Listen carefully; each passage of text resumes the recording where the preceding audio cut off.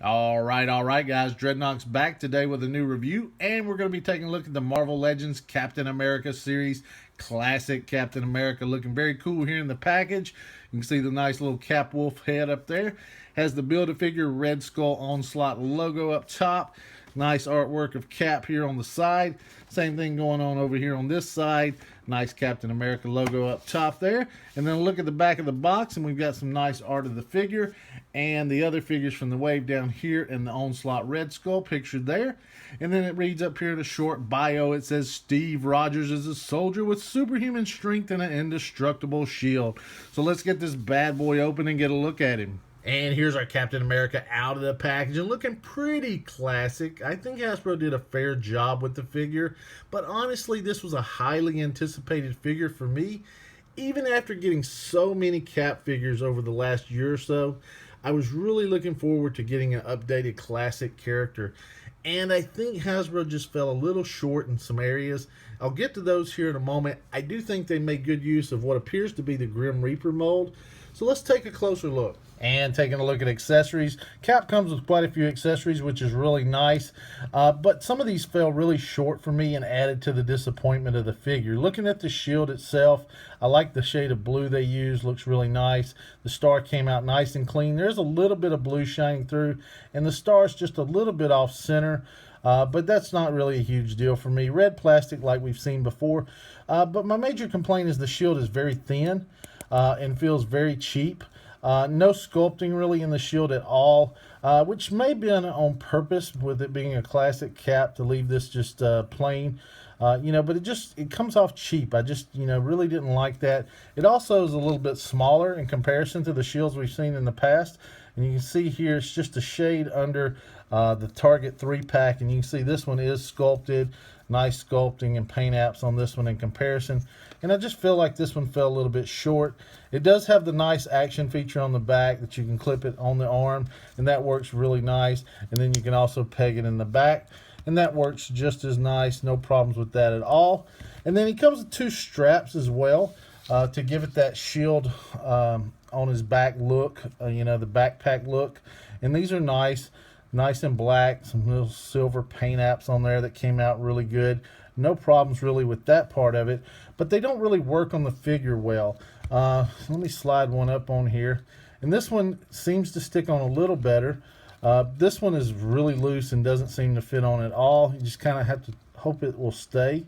And there it goes for the look, and you can kind of twist this one around a little bit to kind of even it out. But if you look down behind here, there's nothing holding them on. They just lay up on the figure, which I think is just really poor and doesn't really add to the figure at all. I just feel like this is not a feature you're going to be able to use in any kind of poses. They just fall off. So, I really hate that. And he also comes with a set of hands. Comes with a pointing hand, and then like a salute or shield throwing hand. And these are sculpted pretty well. I think the finger came out a little bit too long on this one, and the fingers are a little too thin on this one. But nice wrinkles sculpted in, and they look okay. They do fit on the figure with no problem. But one thing I do want to point out, though, is he didn't come with a closed-fisted hand or a closed fist, which I think is really odd for a classic Cap to not at least have one hand that you can punch with in a pose, which that really just bums me out. And we'll just switch these out here, and this is the pointer finger, and we'll put the salute hand on as well, and pegs in just really nice. I think I'll try and find some hand swaps so I can get Cap punching here. I feel like for a classic Cap he should be able to punch. I really do.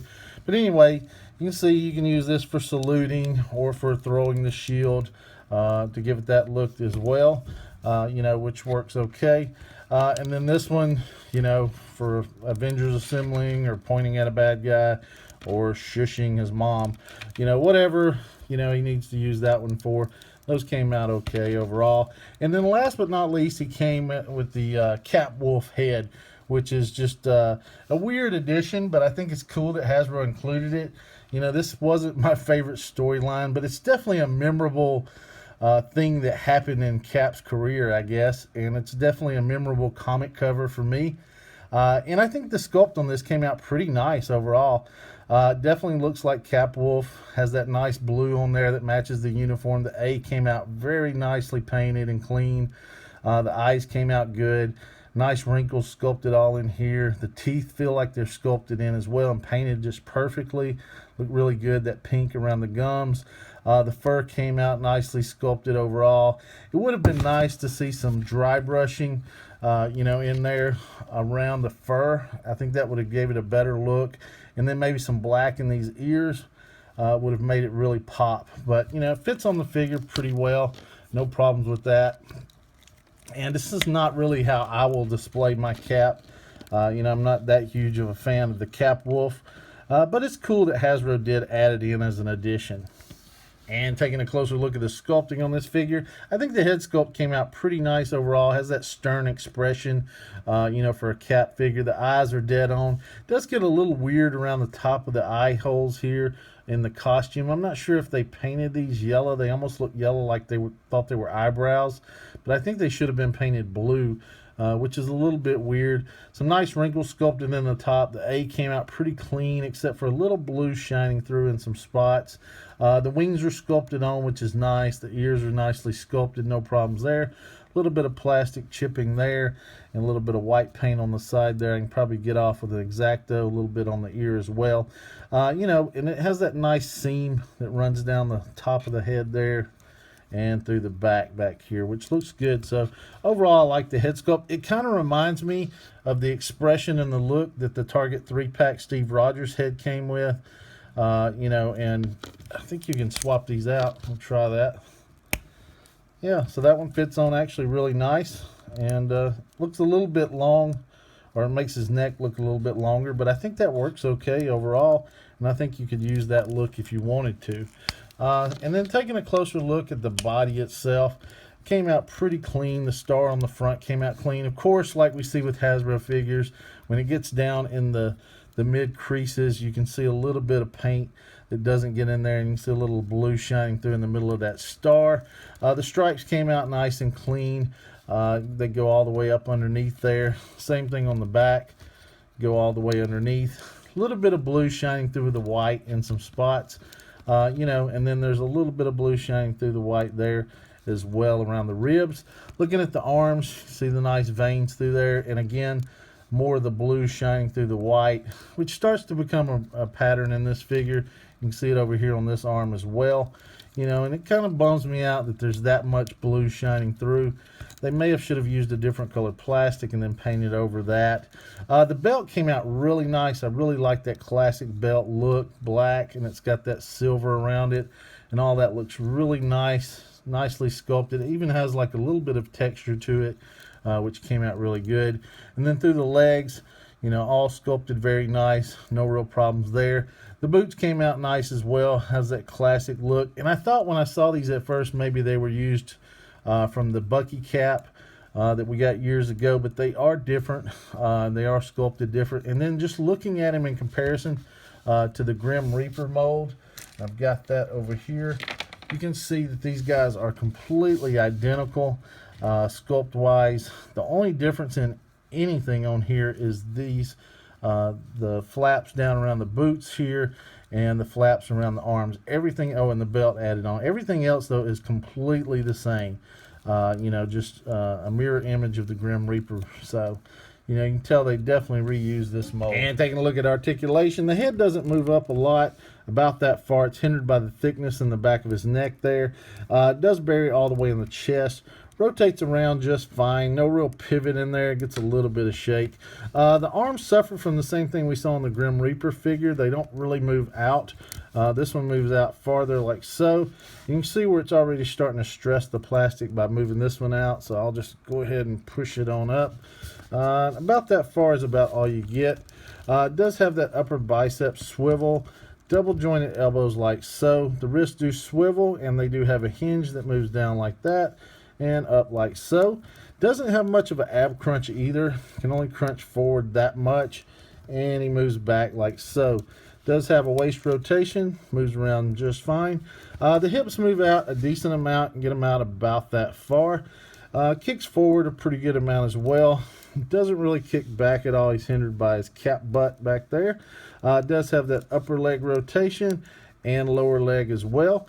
Double jointed knees, and they're not really hindered by the flap on his boot, which is nice. The hinge on the foot moves down like so, up like so, and it does have a nice rocker. And up next, looking at some comparisons, we've got our Hasbro Bucky cap over here on the left, and our Infinite Series movie Captain America over here on the right, and our classic Captain America is measuring in at almost 6.5 inches tall. And here's our classic cap compared to the Infinite Series Marvel Now cap over here on the right, and my favorite of the Captain Americas from Hasbro so far, the Ultimate Captain America from the Target exclusive 3-pack on the left. One thing I do want to point out here is I was really bummed out by the lack of chainmail on this Captain America that we got. And you can see here that Hasbro's done something very similar in sculpting over here with the Marvel Now. So I'm really bummed they didn't choose to do so on a classic cap. And as we continue our cap comparison here, you can see the Winter Soldier cap over here on the right and the Toy Biz Ultimate cap over here on the left. Definitely starting to show its age. There's two figures I would have loved to have compared this Captain America to.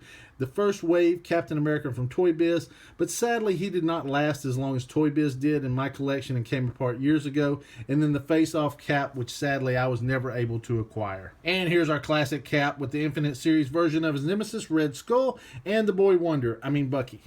And just for weirdness, here's Cap Wolf compared to Bosk on the right and Kylo Ren.